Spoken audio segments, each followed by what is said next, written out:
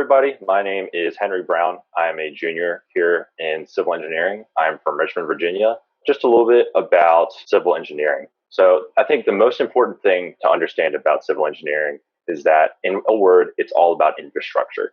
It's about designing it. It's about planning it. It's about constructing it. It's about maintaining it. It's about seeing how infrastructure might need to be replaced in the future, policy for infrastructure. And when I was younger, and especially like even my freshman year, I was thinking, do I really just want to go into a major all about infrastructure? That sounds kind of boring. Like, it's such a big word. But over the past couple of years, I've really learned to fall in love with everything that civil engineering has to offer. Not only because there's so many different varieties of civil that I can go into, but also because it's around me every single day. It's in the house that I'm in right now. It's on the roads that I walk on, that I drive on outside. It's everything that you experience pretty much on a daily basis has very strong ties to civil engineering. And that's something that I think is my favorite part about civil, that I'm able to go outside and point at basically anything and say, this is how civil engineering ties into it. And it's having that kind of a concrete way to base myself in the real world is part of what makes me so passionate about civil.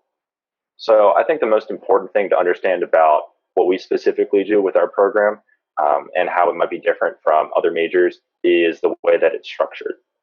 So you can see there a list of 8 different focus areas within civil, everything from construction to geotechnical to water resources and everything in between. The unique thing about the civil department is that you take a little bit of everything.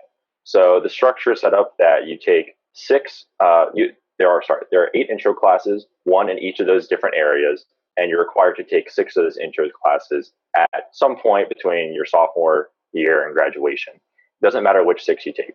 And then you get to pick one area where you take a few what we call advanced level courses, and then you pick one other area where you take 1 or 2 more advanced level courses. And my favorite thing about that is that it gives you the opportunity to experience a lot of different kinds of civil engineering that are wildly different. So let's take, for example, water resources. It's all about fluid mechanics, pipe design, reservoirs, everything that has to do with fluids and not even just water. But on the flip side, you might have something like structures, which is very highly based in mechanics, in structural properties, and something you might learn in like a physics class.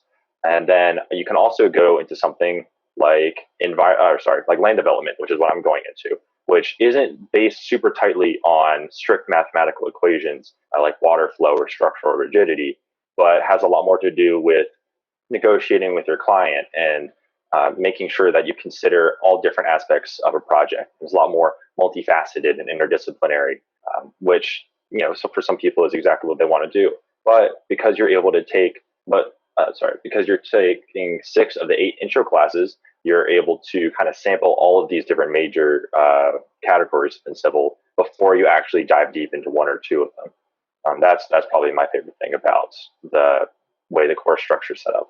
Now, there's also a lot of opportunities outside of just the classroom, which is, I think, fair for every major here. But a couple of them, you have steel bridge design team, which is exactly what it sounds like, to build a model steel bridge, and they test weights on it, and it's especially relevant for structures and materials people as well. You also have concrete canoe, which they build a canoe out of concrete. It floats. You guys have probably seen one around campus before or something like that. I see them sometimes out paddling at like 9 in the morning on a Sunday. They're a cool group. You also have American Society of Civil Engineers, professional networking opportunities. You get to not only hear presentations from professionals in the industry who after the presentation, go back to where they were working. You also get to hear from professors, and you get to make a lot of great connections through that organization. Then there's also the Sustainable Land Development Club, which is something that I'm a part of since I want to go into land development. And it's a small group of people who are very passionate about land development and meeting people in the industry, seeing what people in different land development firms want to, like what kind of classes they want to see that I've taken, or what kind of experiences they think would be most valuable for me to have before I graduate. Then also learning the best practices and seeing what we can do to be more responsible civil engineers. And then I think the last thing I want to talk about before we can get on to here to questions, I really like the civil engineering department because everyone who I've met is so very friendly. I think a lot of the people I talk to are people that I just want to be friends with outside of class. I haven't had any lab groups where I'm like, oh, I don't like these people. Everyone I've met has been a great experience. And the cherry on the top, which, hireability is very important. It's not everything. But I think with civil, we have our own career fair. And even in this economy, people are still putting out offers. I have a return offer for my internship from this past summer. And it's great to see that Virginia Tech Civil Engineering has such a strong reputation. We're a top 10 program in the country. Again, numbers don't mean everything, but they do fall in our favor. We're a top 10 program, and I think a lot of employers are aware of it. And so they love to come to Virginia Tech to hire Hokies. And I think with that, we could probably get into some questions. Could you explain the environmental part of civil and environmental engineering, and how should I go about finding an internship in the environmental sector? That's a great question. So something that's not really reflected on this slide is the full proper name for this major is civil and environmental engineering. It kind of combines the two in one. If you think about it, there's a lot of overlap. So in my land development work, I do have to be very conscientious about the environmental impact. And so you kind of having it all under one roof is a great way to make sure that everyone understands what's going on with environmental processes. So when you graduate, your degree is not in one or the other. It says on your diploma, it will say civil and environmental engineering. However, if you want to focus very much in environmental engineering, that's perfectly okay. So what you do is you would take your 6 out of 8 introductory courses, one of them being environmental, and then you'd be able to take, I think, they might have 4 or 5 advanced level environmental engineering classes that you can also go into. And you can learn a lot more about those environmental topics that you want to focus on. I'm personally in intro to environmental right now, and I like it. I just don't think it's exactly what I want to go into. And again, that's the great part of being able to just sample through everything. And to address the second part of that question about getting an environmental engineering internship, I think a great way to start is just going to the civil engineering fair, because a lot of civil engineering companies kind of do everything under one roof, whether it's surveying or maybe even some structures or environmental construction. A lot of things happen in the same offices sometimes. So just walk up to a recruiter and say, obviously do your research ahead of time, make sure that they have environmental stuff. But they walk up to the recruiter and say, hey, I'm interested in an environmental internship or internship that'll focus on environmental aspects. And that way you'll be able to make sure that you get the right kind of opportunity. And I promise that you'll definitely find plenty of opportunities for environmental engineering, not only at the civil fair, but at any other fair that you can find yourself at. What are the advantages or disadvantages of having a civil versus construction engineering degree? That's another great question. So civil's closest cousin that's outside of its major is probably construction engineering and management. And they are similar, but it's important to know the differences. So civil engineering, I just went over it, but it's kind of one part of construction engineering and management. So I call it CEM for short. CEM is a combination of civil engineering, business practices, and building construction. So the easiest to think about construction versus engineering is the construction side of things. It's focusing on how you put everything together and the site development and how you complete the project, whereas the engineer is more about putting the plans together and giving it to the construction engineer who then figures it out. So I think it's really depends on exactly what you want to do. If you're very certain you want to go into construction, I think that's great, especially if you're more interested in the business side of it or managing people, setting schedules. That's definitely a good sign that you want to go into construction engineering and management. However, if you have a small interest in construction, like I do, you can go into civil engineering and take those construction-oriented classes. You can take the intro classes, the advanced classes, and you'll be very proficient in your construction knowledge, not quite to the same level as a construction engineer, but you'd be able to probably have the same kind of opportunity for employment after graduation.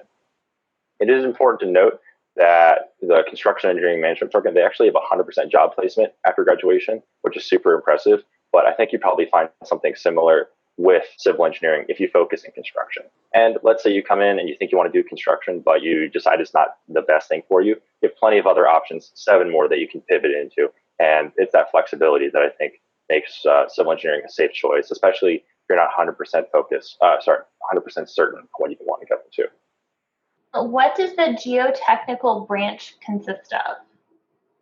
So geotechnical, that's about the mechanics of earthwork and dirt and rock. So typical geotechnical duties would include going to a site and surveying what kinds of soils they have on site. Is it more sandy? Is it more clay? What kinds of soils? What are the soil conditions? Is it densely packed? Is there a lot of organic matter? What's the rock surface like? Is there, if you're maybe out on the West Coast, is there a lot of seismic activity, earthquakes?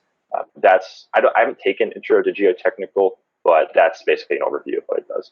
Is there overlap between computer science and any of the civil engineering fields? I think it depends on what angle you look at it. So going into civil engineering, trying to put a focus on computer science, you're not going to be like the main demographic. That's okay. There's still plenty of opportunities. So it depends on exactly which discipline you're within.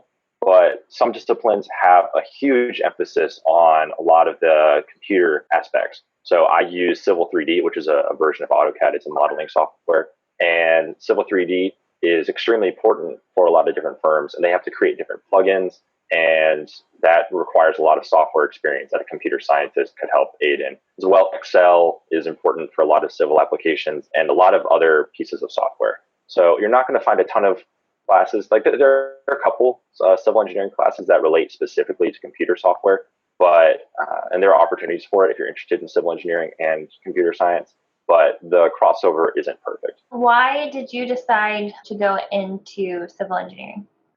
So I decided to go into civil engineering. I think it was about my senior year of high school. I thought I knew my major, and like my mom, she's actually been a structural engineer her whole life, and that's been really cool just hearing her kind of work with it. And my favorite memory from that actually is so I'm being from Richmond. There's like a highway right outside on 295. There's a bridge that every time we drive past it, my dad would jokingly remind everyone that my mom had helped design that. And I thought that was so cool seeing something out in the real world that she'd done. And I think that ability to go outside and point at something or to physically pick something up and say, like, this is what I've worked on, that's probably my favorite thing about civil engineering. Are there a lot of research opportunities for undergraduates? Oh, for sure. Just like any major, there are definitely a lot of research opportunities, but they can vary very broadly. So you have some that might be a little bit more focused on classic civil engineering topics like structural rigidity, different kinds of material toughness, different like water studies. I don't have a lot of involvement with research, but I could definitely find you people who do. But there's also some different ones. Like I participated in a study that had to do with comfort in different like indoor temperatures. It's like personal comfort. So there's a lot of different varieties of research opportunities.